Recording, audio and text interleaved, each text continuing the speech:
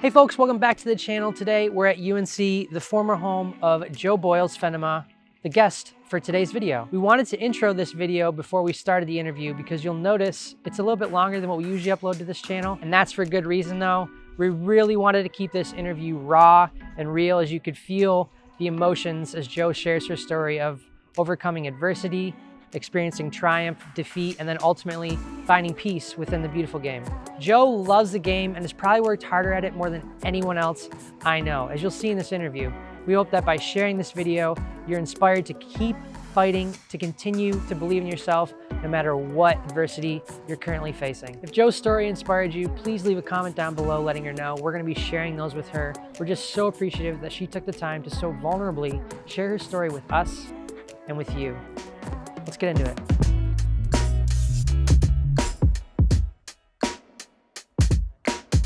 Hey guys, welcome back to the channel. It's Andrew from Boost Football, and today we have a very, very special guest for you guys, Joe Boyles Fennema. Joe, how you doing today? Oh, couldn't be better. Couldn't be better, I love it. Couldn't be better. Love it.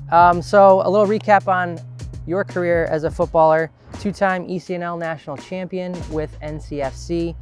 You play with the U.S. national team from U14 to U20. UNC Tar Heel, 3 years, starter there, and you also won an ACC championship. And then you got the call-up, NWSL, Chicago Red Stars, and then 1 year with Orlando Pride. Fortunately, had to end it a little bit early due to injury, which we'll touch on, but now you're here.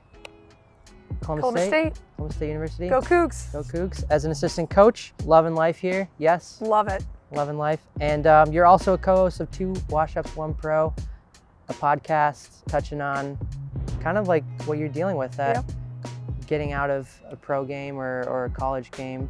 And we'll touch more on that later, but without further ado, let's dive into this thing. Let go. Chapter 1, falling in love with the game. Joe, talk to us about this sport that you've dedicated so much of your life to. Where did the obsession begin? How'd you fall in love with it? That is one of my favorite questions because my cousin, who's about 15 years older than me, played soccer at Clemson and then ended up coaching at Clemson, coaching at Alabama. So just wanting to do everything that she did. Immediately I fell in love with the game. My older brother played, wanted to do everything that he did. So I really dedicated to kind of Tatum and my brother Benjamin of just wanting to be them.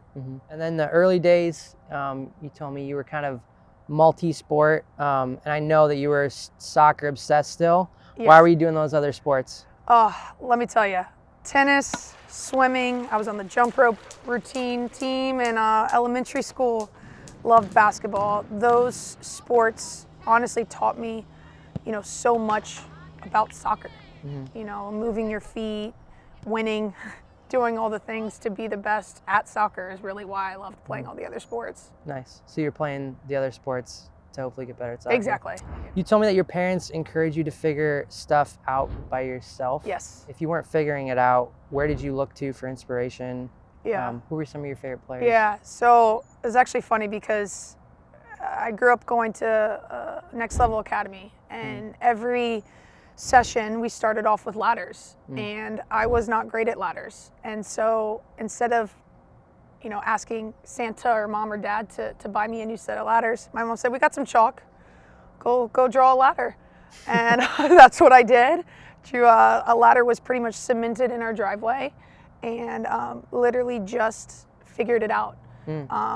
Figured out how to juggle, figured out how to pass, and just loved diving onto YouTube and, figuring things out by just watching. Go to YouTube, watch how Ronaldo dribbles, watch how Ronaldinho dribbles, watch how Gerard passes, watch how he strikes a free kick. And so literally hitting the dial up on the computer, the desktop computer in the playroom, running down the stairs to the garage and just figuring it out. Wow, that's awesome. Yeah. Those were before the days of like a Boost Football. Yes, exactly. Teach you more about your game. I'd just be going to Boost Football now, not YouTube. Well, YouTube for Boost Football. But. Love it. So around 12 years old, you get invited to an ID camp that kind of features all the best players on the entire East Coast. How did that go, and what did you realize about yourself there? Yeah, that was exciting, and I think you always have those memories that kind of stick in your brain. And I remember driving up to New Jersey, being super, super nervous because, I knew I was really good in North Carolina, but I had no idea about New Jersey. I had no idea about Virginia, all these kids and all these players. And so I go up to a ID2 camp where, you get your first little set of free gear, which was exciting. And, competed for 4 days. And it was like a drug, to be honest. Like, I was like, oh my God, I want to compete with every single person and I want to be the very best. Mm-hmm. And it opened my eyes to, there were so many different great players out there. Right. And when I would go back to North Carolina and when I went back, it brought like a new life into me of like, okay, now I dipped my toe in a little bit and I wanted to get after it after that. It was the first eye-opening experience that I go, how do I become the best player in the country? Mm-hmm. I guess from that point on, what did that look like for you in terms of training and things like that? Everything I did was deliberate. Everything I did was, once again, to be the best. I know I keep saying that, but it's what drove me. Staying out late, in the front yard, in the garage, staying out late after practice to practice free kicks, because I knew if a 13-year-old could hit a free kick, no other 13-year-old maybe is working on that. So maybe that's the separator for me. Mm-hmm. Maybe my heading's the separator. What separates you from being, the cream rises to the top? Yeah. And what can I control to be the best? There's something that we always sign off with on this channel, and that's your dreams don't work if you don't. Yeah. Speak to that, I guess. At 12 years old, did you realize that like you were working hard and that you even needed to work harder? Because I don't think people truly grasp how hard it is to like really compete at the top level. It is the hardest thing, and I kind of laugh with people that I have like a psycho gene, where it's the gene that makes me kind of tick of nothing is ever good enough, mm-hmm. or I can always be better. Mm-hmm. I could always run the little loop around my house that ended up being 1.87 miles. How do I cut that under 12 minutes? How do I juggle farther, longer? How do I do more tricks? How do I make my first touch not even bounce on concrete? Mm-hmm. Those little small aspects, I think I'd go to camps and I'd see the bigger picture, but then I'd come home and really look introspectively and go, okay, this is actually what I love to do. Mm-hmm. There's nothing I love more than, having my MP3 player and my little, like, jacked up, like all wired everywhere, juggling and being outside until my hips fell off. Yeah. And those are that's how much I loved touching a ball. It sounds like every day was spent tackling some sort of area of your game. Yep. Did you ever play it just for fun? Did you play it in high school or anything like that? No, so I actually I love my high school coach.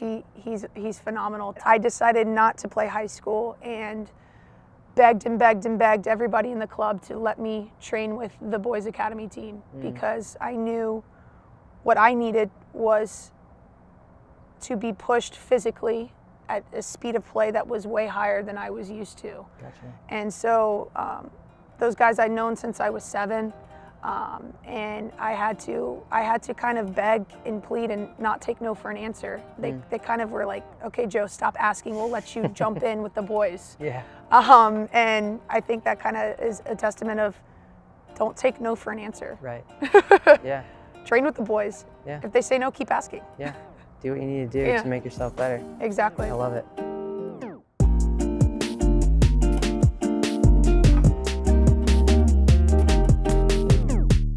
Chapter 2 of your life, becoming a Tar Heel, playing for UNC, Anson Dorrance. What was that like? A dream come true. A straight up dream come true. I was little. I was 25 minutes from the stadium, 25 minutes from Chapel Hill, and going to Fetzer Field on a Sunday at 1 p.m., sun was just in our faces, watching the girls, watching Tobin Heath, watching Megan Klingberg, watching Heather O'Reilly, watching Yael Averbush, Casey Noguera. Like, growing up and having that history in my backyard was something that also drove me every single day, was how do I get on the field at Fetzer Field? How do I do it? Yeah. It was always going to be them, wasn't it? Then? It was, yeah. It was. It was your decision, but it was kind of already made in your mind for when Anson ended up, offering me, and he, I'm sure he used this line to everybody, but he goes like, "Joe, do you want to be a Tar Heel?" And I kid you not, I lost it. I lost it. It was a very, very special day. Yeah, I bet. You were playing with the U.S. national team until U20. When did you, up until when, I guess, in college, were you with them? So I was actually the last player cut for the U20 World Cup team. Oh, dang. Yeah, so my sophomore year, I kind of got pulled back into the mix with the 20s and was the last player cut. My freshman year, I'm proud to say I was Crystal Dunn's sub. So I got my 10 to 15 minutes per half to give Crystal a break. And so not starting and not playing 90 minutes kind of took me out of the mix my freshman year. Gotcha. And then got back into the mix after starting every game my sophomore year. Okay. Yeah. Okay. It's a truly remarkable honor to be able to wear the crest. And looking back, you're 13, getting on a plane to go to Denmark to play in a tournament. I don't know how my parents breathed the entire time I was there, but the relationships and the memories of all of those national team camps and U17 World Cup, are some of the greatest times that I've had. So tell me more about your experience at UNC. Obviously, you would have had hardships, losses, wins. What kind of lessons did you learn there? It's a period in my life where I grew the most because of all the hardships. Losing kind of for the first time in big games where, in club, we won every single big game. Right. And so understanding how to bounce back from a loss mentally, how not to start every single game as a freshman where I never not started. So handling, not being the kid was very, very tough for me. And mentally, how do I deal with it? And that's, I think, a lesson for everybody, every freshman going into college. Right. You're going in, no matter if I was the #1 recruit in the nation, you still have to prove yourself every single day. Yeah. And, that was a gut punch, but I grew so much, and I loved to compete. Yeah. And there was not a day that went by at UNC, and it's still to the case of the day, that you cannot not compete. Right. If you don't compete, you lose the respect of your teammates, you lose the respect of the staff, you lose the respect of, the athletic trainers who are wanting you to compete.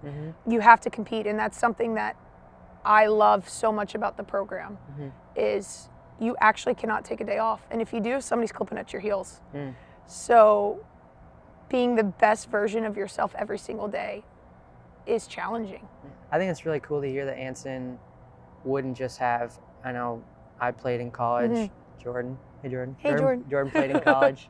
And so many of my friends, so many of your friends, and a lot of the experiences, you kind of get those coaches that play favorites and they kind of have their starting 11. And I think it's just really cool to hear that he didn't. And I think that speaks well to the culture. It builds a winning culture. If you know, like, hey, if I, drop my focus for a second, the person right behind me is almost just as good. Exactly. And if they have an on day, they're getting the minutes, That's exactly it. And, I always laugh about, me and Anson will laugh about it now, but I was a freshman. I, got my 10, 15 minutes to sub Crystal. And against Duke, I didn't defend. And within, being put in for, the first 5 minutes, I was taken out after my 5 minutes. Wow. Was I so angry? Yes. But something that I've learned from Anson is, I was a 17-year-old kid. I acted like a 17-year-old kid, and he never held that against me. His door was always open to talk, and, I'd come in and we would chat, and I will forever be in debt to that man for teaching me so many life lessons. And as a coach, I look back on how he handled things, and it was just brilliant. He's just a brilliant manager of people and understanding of people. Yeah. So you're already getting lessons. Yes. On probably things that you're yes. doing now. Exactly. And you didn't even realize, I'm sure. I had no idea. So you mentioned earlier, sophomore year, you're pretty much starting every yep. game. Junior year, you're ready to take your place. You're going to be a starter, impact player, and then yeah. tell us what happened. That year, you know, we felt like was the year. You know, we lost our freshman year, and then our sophomore year we lost 11 starters. So it was a young group. And when you say you lost, you're talking Just about... They graduated, we lost 11 seniors. And so that sophomore year, we had a lot of young girls, myself included, start every game, but we were still so inexperienced. So, you know, had our sophomore year, we learned, we grew. And then junior year, we were well-seasoned, well-experienced, and we were ready to go. We lose to FSU in the semifinals of the ACC tournament. And that Sunday, we trained, and I went to plant. I turned, sounded like a bat to a tree. Knee popped. I thought I was fine. Deep down in my heart, I knew I wasn't. My roommate 10 minutes later went down with an ACL tear as I was being iced up. So within 10 minutes, we lost another 2 starters. And, you know, I thought I was fine, but I went to sleep that night and woke up with my knee completely swollen, unable to bend. So then I knew, you know, my season was over. I didn't need an MRI to tell me that. I had a woe is me pity party. I didn't accept it. I did all the rehab. I tried I rehabbed my hardest. I did everything that I needed to do. But mentally and deep down under all my layers, I still was, why me? Like, why did this happen now? Why did this happen at this time in my career? I didn't fully just accept it. And that... Do you think that's important? Oh my gosh, yeah. Oh my gosh, yeah. It is the only way to get past it, because it's something that nobody really knows how hard it is. And I feel for everybody, because it's tough, and you don't really know how to explain it. It's just a visceral kind of thing. And so I didn't accept it. I didn't accept it until I was planning on redshirting my 5th year. Because I didn't want my senior year to be, you know, just playing 10 minutes a half and getting back into it, because I still had aspirations of playing professionally. And so when I came back, you know, one of my first sessions where I was feeling good, kind of fully cleared to play, in preseason, I dribbled at a kid. I went for a scissor roll, and on my scissor, my right one made the same exact noise. Went down, and that in that moment, you know, it was really, really visceral. All I remember is, you know, I mean, I remember every single moment of it, but was screaming like, I can't do this again. Like, I can't. And my coach came, and I couldn't let go of his shorts, because I just wanted the moment to go to rewind 2 minutes. Like, I just wanted to rewind 2 minutes, and I couldn't. Called my mom 30 minutes away. She heard it, my voice, came over, and I credit my parents for going, listen, you can let 2 knees define you, or you can pull up your bootstraps and you can attack this with everything in your being, and find a person that can get you back to where you want to be. And I had my moment when it happened the second time, and in a blink of an eye, I turned a page, and I was ready to actually really fully attack it. That's a really incredible response. How long was the first rehab, and I guess part of that journey made it so difficult when the second one happened? So it was, I tore my left one in November, and then tore my right one in August. So within, I think it ended up being like 8.5 months. After surgery, up until then, I have never worked so hard. I thought I worked hard when I was little. I said, what can I do that won't hurt, that I can do, use my psychogene on, pretty much. I said, what can I use my psychogene on? They go, the elliptical. I go, okay, perfect. I have never worked so hard on an elliptical before. And beat the crap out of the elliptical. Beat the living crap out of it. And I honestly didn't have time to then I'd go to my next class, And then all of a sudden it was practice time where I had to be supportive and be out there with the girls. Yeah. And then I had homework, and then I had to do it all again. So I was, you know, running all over the triangle and believing in myself that I would still play soccer again.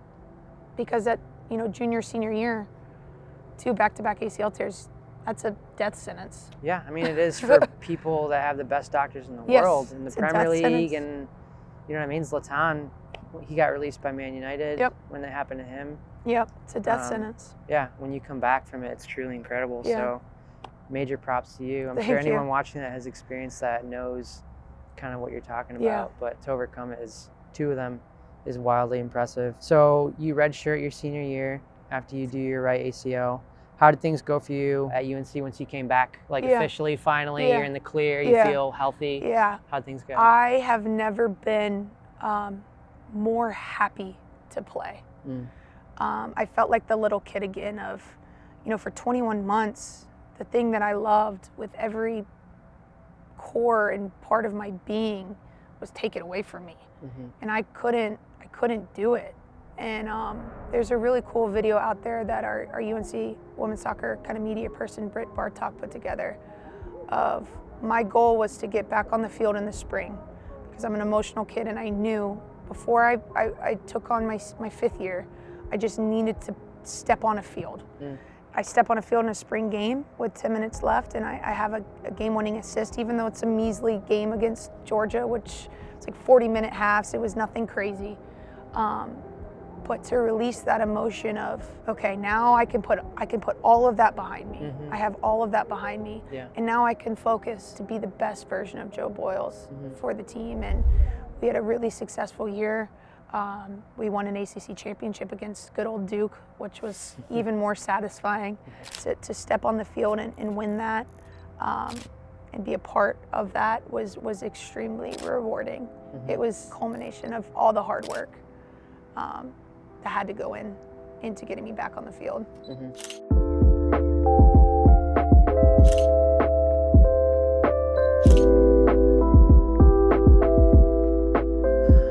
All right, so you graduate college, and obviously, like you mentioned, you had aspirations of coming back regardless of the injuries, regardless of everything that happened. Tell us about how you ended up getting the NWSL. Tell us how that happened. It's a pretty crazy journey, to say the least. So I end up being drafted by Boston, the Boston Breakers. Boston Breakers, Boston R.I.P. Breakers, R.I.P., let me tell you. So getting drafted by Boston, you know, a few months later they fold. The NWSL really did not know what to do with any of the Boston players. So they ended up having a dispersal draft where all of the teams then would have a draft of the Boston players. And that's including all the kids that were drafted in the draft, the 2018 NWSL draft. So they would absorb the contracts of all the Boston players. They would get their rights. Gotcha. And so I went from being drafted by Boston in the NWSL draft to then being drafted by the Chicago Red Stars in the dispersal draft. So I'm sure you were very excited regardless of what happened with Boston. You got picked up by another team. What happened with Chicago? Chicago was one of the greatest learning experiences of my life. And it's interesting too, because I don't think a lot of people know that when an NWSL team drafts you, especially with the dispersal draft, is they draft your rights. And so when they draft your rights, that doesn't automatically guarantee a contract. Okay. So you still have to earn a contract. Okay. So with me, their midfield was super saturated. They had about 6 or 7 midfielders. Okay. And I was not offered a contract because Chicago owned my rights. I was not allowed to go anywhere else. Gotcha. So I had to stay in Chicago if I wanted to play in the NWSL, even though they didn't contract me. Wow. Or pay me. Wow. I had to stay in Chicago. That's tough. And I think a lot of people could be really, really angry about that. Yeah. Could be really, really angry. But I think everything that I learned at UNC with my knees, I was just so happy to be playing soccer again with some of the best players in the world. Yeah. And for me, all I want to do is be a sponge and learn. So I really tried to take that year and learn and grow and take tools from everybody and watch and develop and continue to grow myself as a player, because I knew every day that I went to training that I belonged. I belonged in the NWSL. I belonged even if it wasn't with the Red Stars, if it wasn't starting or playing with the Red Stars, I belonged in the league. And the validation of going to those trainings and, you know, belonging gave me a sense of peace that I knew it wasn't the right fit in Chicago for me, but I knew I could play. I knew I could play, and it was just finding the right fit. Yeah. So you're in between teams. You know, Chicago is not going to work out for you long term. You're looking for your new opportunity. Where were you when you found out that Orlando was interested? Interestingly enough, I was with my two favorite people. Let's go. Lego! Having a shoot, a soccer.com shoot with my two boys here, and actually had to take a quick timeout. Said, sorry, I got to pick up this call real fast. Yeah. And it's pretty special to, you know, I think it just shows soccer world's so small. Yeah. Life comes full circle. You two guys are here with me in Columbus. Yeah. But yeah, I was shooting a shoot with you guys. Yeah, it was really awesome to, because we knew obviously that you were in the middle of that transition. And I remember you saying, hey, like I might need to pause at any moment. And of course we were like, no, we can't pause, we need to shoot. No, but you got that call, and I remember you just like being over the moon, and it was just a cool moment. So you moved down to Orlando, new fresh start, new eyes. What was your experience like down there? What did you learn? I loved every moment that I was a part of that club, from the coaching staff, from our team manager, from the athletic trainers to the girls. I loved being a part of that club. It was really, really special. And I learned to bet on myself. I learned to bet on myself and to trust in myself. Because I think, you know, with injuries and with being cut from teams, being cut from national teams, not winning a national championship at UNC, that little bit of pureness of the game was a little bit lost. Yeah. Not making it in Chicago, not getting a contract in Chicago. And I feel like I really, really rediscovered myself in Orlando, which is why it you know, it has such a special place in my heart. Yeah. I felt like I had a blank canvas to just be me, which was really, really exciting. That's amazing. So while you were there, you received a massive vote of confidence in your ability from someone that is an incredible player. You described it as definitely one of the highlights of your career. Can you talk about that? Yes. So Marta, let me tell you what, we're lined up in the locker room ready to walk out, and she turns to me and she goes, Jo, you know, get on the ball, dictate play. Look for me in the pockets, get on the ball, dictate play. And I'm like, I go, yeah, absolutely, Marta, absolutely. And, you know, walking out, I go, Marta wants me on the ball. Yeah. Marta wants me to dictate play. And I go, I can retire today and be okay. Like, I just earned the respect of the GOAT of women's soccer. And that was a really, really special moment for me as a player in my career. I mean, it goes down. I mean, I literally I can envision it, you know, turning to me super passionately and telling me to dictate play in the midfield was incredible. That's amazing. I love that story so much. That's awesome. So 2019, it's a great year for you. You cement yourself in the midfield of Orlando. Then tell us what happened. You're going into a new season with high hopes. So season ends in October, get married in November, give myself time just to detox from the season, and was planning on going back to Orlando in February of 2020. And in late January, I was sprinting and I was going to drop to side shuffle and explode. I did it, and all of a sudden I fell to the ground in so much pain that I had never experienced before. So I immediately know something is really, really wrong. I've always kind of had back problems, see my chiropractor. I called him and I said, like, Dr. Stager, like, this isn't good. Like, he goes, get in here immediately. So, like, I can't even drive without being in pain. So I go, you know, I kind of go into fight or flight mode in that kind of way. So I go to see his office, and we just thought it was kind of a bulging disc, but it did not get better. It was nothing. My pain was not, you know, decreasing. And so I ended up getting an MRI, and the doctor comes in, and, you know, I'm still in this mode of like, okay, it's a bulging disc, it'll heal, I'll go to Orlando, it's all gonna be great. And the doctor comes in, and my mom's there, and I've had a lot of doctors talk to me, so I knew he didn't know me personally, but I could tell that he was pretty much saying, your back is really, really messed up, is pretty much what he was saying. You could see on the MRI, my disc was completely black, and they're supposed to be white. Oh, wow. So I found out I had a severely, severely degenerative disc that had bulged. What the doctor was pretty much saying was, you can continue to play, but you're putting yourself at a high, high, high risk of it bulging again, and you may not have feeling in your left leg, or, you know, have children, or run with your kids, or golf, or coach. I didn't realize it at the time of how bad it was. I was in denial for about 2.5 weeks, was still in pain.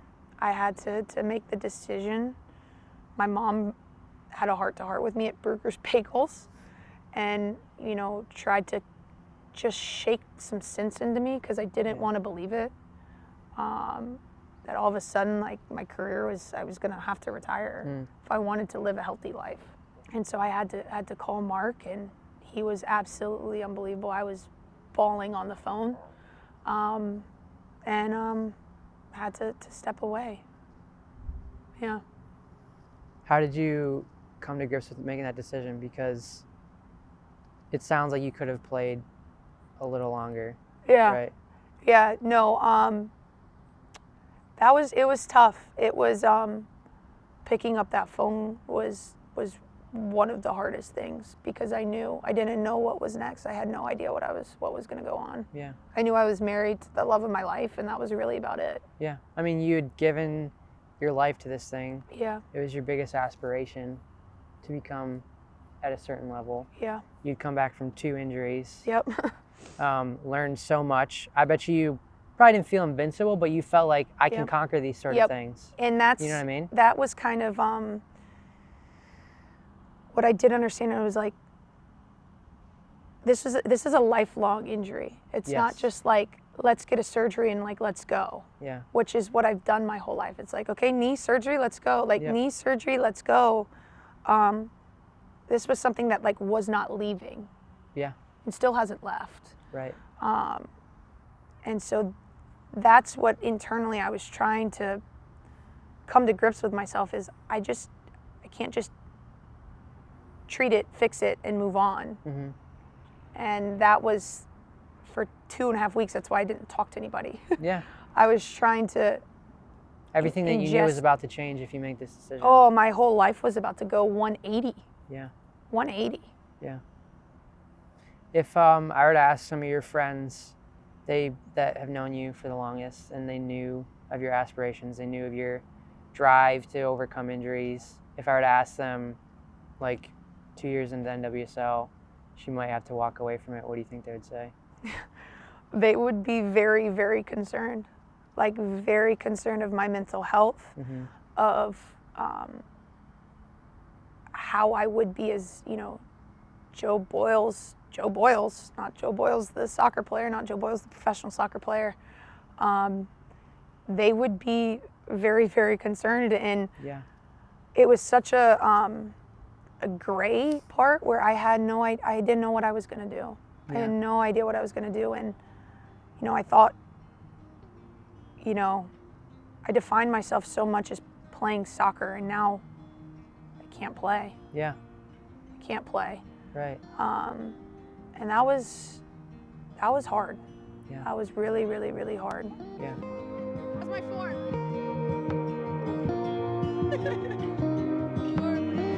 From California to the island.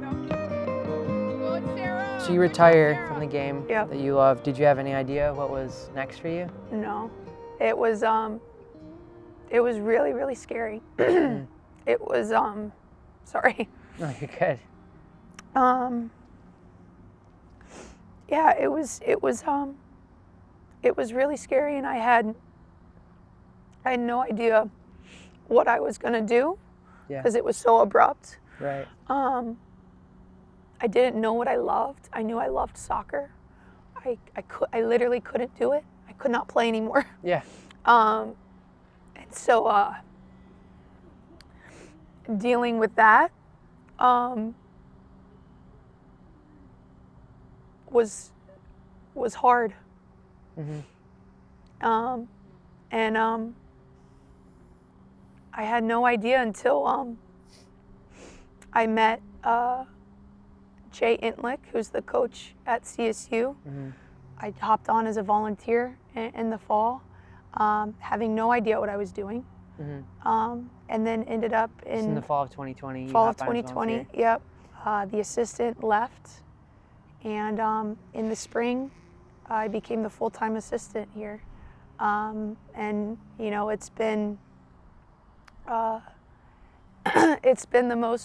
one of the most rewarding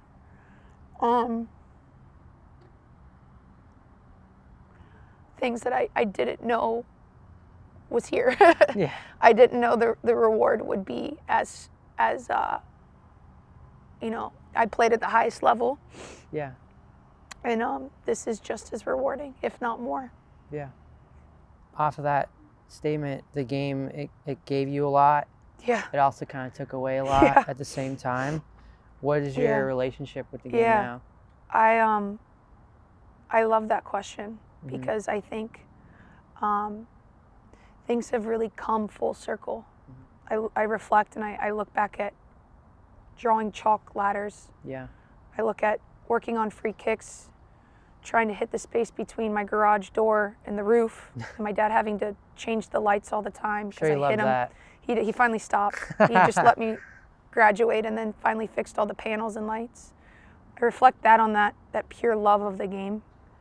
And then from then on, it's been a roller coaster of being the #1 recruit in the nation, tearing ACLs, not playing in World Cups, not making your first NWSL team and not being signed, to then playing in the NWSL, to then once again an injury taking away your career, and then now back to once again teaching. Even though I can't teach myself, I'm teaching the game. Yeah. And that's what I fell in love with when I was little. And that's what I love to do. Yeah. Strip it all down, I think it really shows my pure love of soccer. Soccer and everything about it is actually what I truly love. I think that's why I get emotional. And I know it sounds weird that like soccer can stimulate that kind of emotion, but it can. Yeah. It's the most beautiful thing. Would you say that the pursuit of that kind of dream and everything that you did, is it glamorous? No. At the top? No, it's selfish. It's a selfish journey. It can be lonely. I didn't see my brother graduate from college. I didn't see him graduate from law school. Missed weddings. Missed nearly every Thanksgiving because there was a national team camp during Thanksgiving. Okay. But then again, like, I would do it all over again. Yeah. I would do it all over again, but I think I'm exactly where I'm supposed to be at the exact time that I'm supposed to be at. People ask me all the time, you know, do you regret graduating in 3 years of high school? Do you regret, you know, all these things? And I'm like, absolutely not. Like, absolutely not. I would do it 10 times over again because of how it taught me and what it taught me about me as Joe, me as a wife, me as a daughter, me as a sister. It's taught me how to be a coach. And I think I'm fully accepting of everything that long journey was. It's not glamorous, especially in the NWSL. It's hard. Yeah. You know, you don't make money. You do, but you make pennies. Right. You don't, get to see your loved ones. You don't get to just hop on a flight because you have a private jet sitting there to go see your family for a bit and come back home. Yeah. And I was telling my mom and family and my husband and my dad, I wake up every single day happy. For the past year, I have literally woken up every single day happy. That's amazing. Soccer hasn't fully determined my happiness, whereas as a player, it really has that ability to a certain practice dictating your day, or being left out of the starting lineup, or being pulled at the 62nd minute, or missing an opportunity in a game. Those things dictate, how you feel and how you interact with people. Yeah. And I can legit say I wake up happy every single day. That's amazing. So in addition to coaching, you also co-host a podcast with your friend Tina, right? Yep. Can you tell me a little bit about what you're doing now, what you hope for that to be? And can you tell the name of it? Oh, yeah. So it's 2 wash-ups, 1 pro, or the wash-ups, me and Tina. Tina played at UVA overseas. And we really want to bring light to the women's game, to all of these strong, independent women who have given themselves to the game. Yeah. And the stories that they have, like, being in the league and knowing all these girls for so long, like, you have coffee with them and you're like, everybody needs to hear this. Yes. Like, everybody needs to hear your story because so many girls, so many people can learn from you. Yeah. And so we feel super passionately about, bringing light and bringing awareness to these women, and also bringing awareness to, we love to call ourselves wash-ups. We love to call ourselves wash-ups because, the decision to step away from the game and the identity that, the transition out of the game is just as hard. It's incredibly difficult. So we also want to bring light to, yes, all these unbelievable players, but like, what are they doing now? How are they impacting the game now? Yeah. But it's scary. It's the scariest thing in the entire world, the unknown. Right. And so to give stories and to, for other people to see that there is life without soccer or life post playing soccer is something that we feel super, super passionately about, and what we want to try to spread and be there for the women's game. Yeah. Yeah. That's awesome. You told me about a question that a player had, and I think it's a good question, so I'm going to ask you it. You are 26. Yep. Middle of your 20s. Yep. Closer to 30, closer to 50. Closer to 30, closer to 50. Is this where you'd pictured you'd be when you were, 16, 17, making goals for yourself and stuff like that? Not in 100 million years would I think I would be the assistant coach at Columbus State in Columbus, Georgia. Yeah. Life's weird like that. Life is weird. I pictured myself, honestly, I pictured myself winning World Cups, winning Olympics, playing in the league, being one of the core players in the league. I had no idea that I would be here, and it makes me so happy because I fully believe this is exactly where I'm supposed to be right now in my life.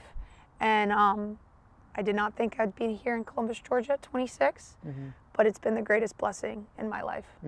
How has your mentality switched from being a player to coaching? What's the difference in the relationship with the game there? I love that question because for so long and for so many years it was, okay, how does Joe Boyles play? Yep. And how does Joe Boyles help make everybody around her better so we can win?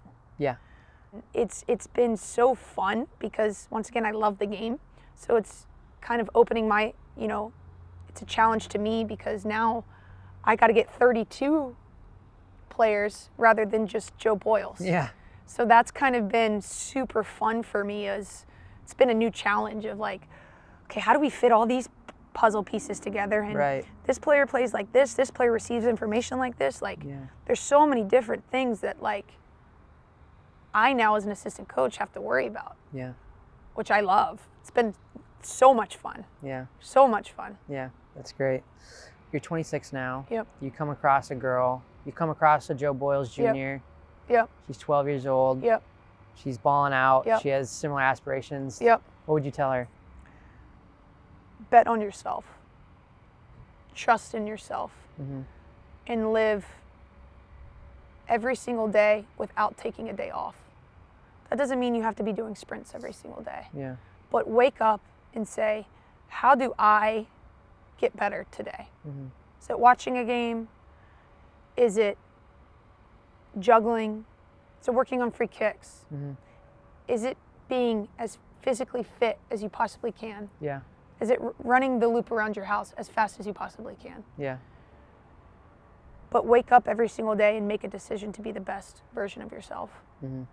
Yeah, and that sounds like that can pertain to more than just becoming a better athlete. Yep. Right. And I think it infiltrates the rest of your life. Be the best student that you can possibly be.